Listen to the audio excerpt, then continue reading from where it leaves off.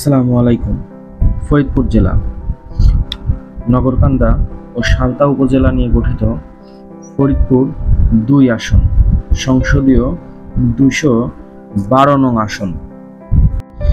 বিএনপির মনোনয়ন চেয়ে কয়েক বছর ধরেই দলীয় কর্মকাণ্ড চালিয়ে যাচ্ছেন বিএনপির প্রয়াত মহাসচিব কে.এম. ওবায়দুর রহমানের মেয়ে শেমা ওবায়দ ও একই উপজেলার শহীদুল ইসলাম।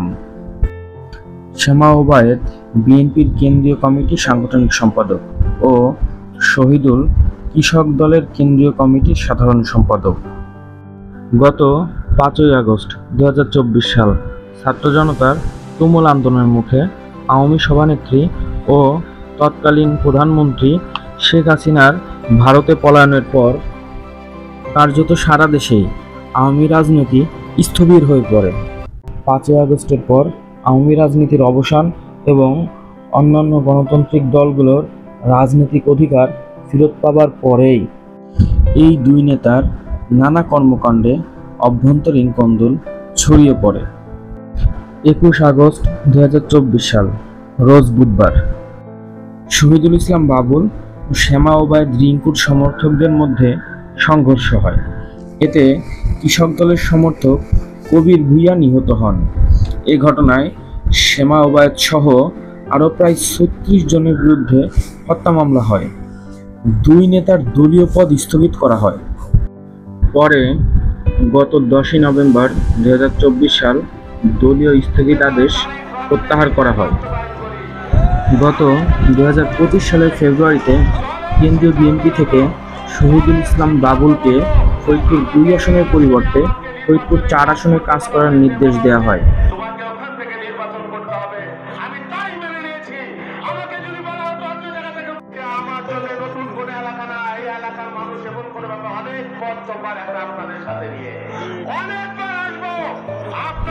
এই সিদ্ধান্তে শেমা ওবায়দকে অনেকটা নির্ভর মনে হলেও তার প্রতিদ্বন্দ্বী হয়ে দেখা দিতে পারেন নিজের চাচা নগরকান্দা উপজেলা বিএনপির সাবেক সভাপতি কে.এম. জাহাঙ্গীর। কে.এম. জাহাঙ্গীর স্বতন্ত্র প্রার্থী হতে পারেন ভাতিজির বিপক্ষে। কে.এম. জাহাঙ্গীর বলেন, এ আসন থেকে নির্বাচন করার জন্য আমাকে চাপ দেওয়া হচ্ছে। চাপ দিচ্ছেন বিএনপির শেমা ওবায়দের বিরোধী পক্ষ, চাপ দিচ্ছে জামাত ও ইসলামী ঐক্য জোট। তিনি আওয়ামী লীগের সমর্থকদের অন্তত ৯০% ভোট পাবেন বলে আশাবাদী।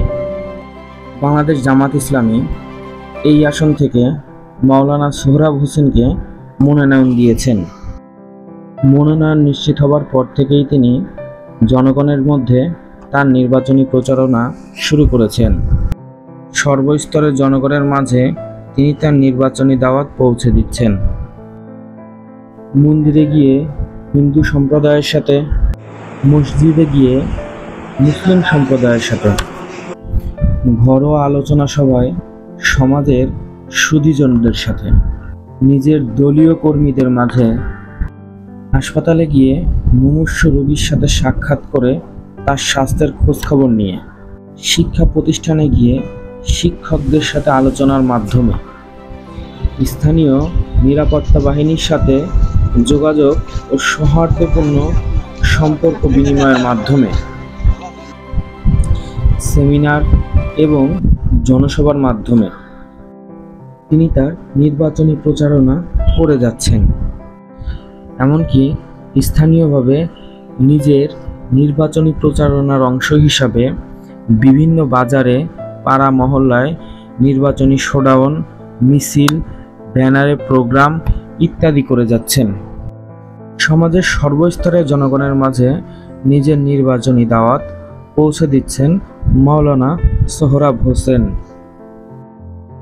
অপরদিকে এই আসনে বিএনপির হেভিওয়েট ক্যান্ডিডেট শেমা ওবায়দ রিংকু বিএনপির কেন্দ্রীয় কমিটির সাংগঠনিক সম্পাদক।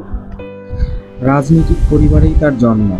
রাজনৈতিক পরিবারে জন্ম হওয়ায় খুব কাছ থেকে দেখেছেন রাজনীতিকে। রাজনৈতিক দীক্ষা নিয়েছেন নিজেরই পিতা কে.এম. ওবায়দুর রহমানের কাছ থেকে।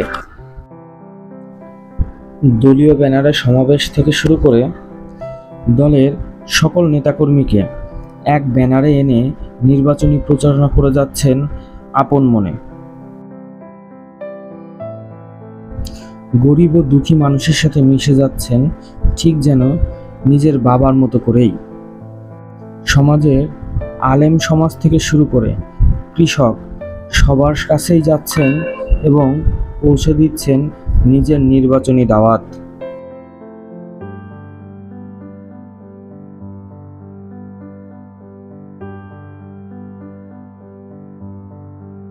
দলীয় নেতাকর্মীদেরকে ও ভোটারদেরকে উজ্জীবিত করতে পরিশ্রম করে যাচ্ছেন দিনরাত।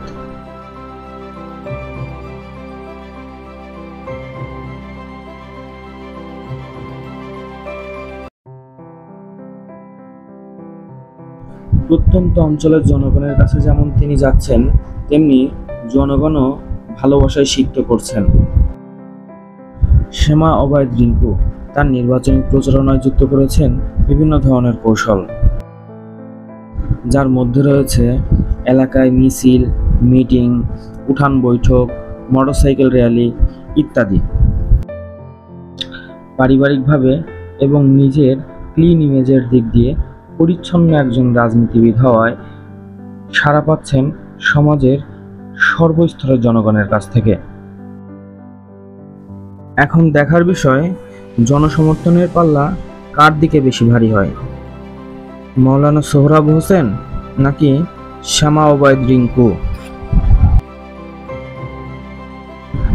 আমাদের ভিডিও ভালো লাগলে লাইক, কমেন্ট এবং শেয়ার করুন। নিয়মিত আপডেট পেতে চ্যানেলটি সাবস্ক্রাইব করুন। ধন্যবাদ।